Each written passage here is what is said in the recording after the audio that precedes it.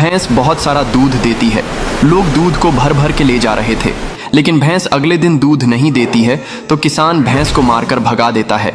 भैंस रोती हुई किसान के घर से भाग आती है। फिर एक केले के खेत में केले खाने लगती है। तभी वहां एक भालू आता है और भैंस पर अटैक कर देता है और भैंस को मारकर भगा देता है। भैंस रोने लगती हैं। फिर लाइक सब्सक्राइब नहीं किया।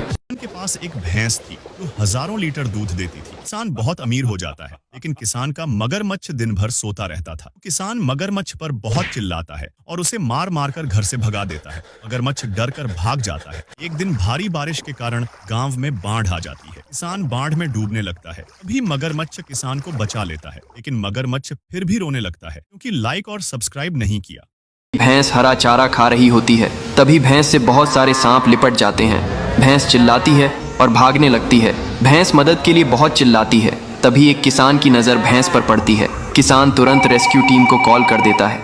रेस्क्यू टीम आती है। फिर भैंस को बचाने के लिए सांपों को भैंस के शरीर से हटाने लगती है। फिर पानी के तेज़ प्रेशर से सांपों को भगा देती है और भैंस को सुरक्षित बचा लेती है। फिर लाइक सब्सक्राइब नहीं किया।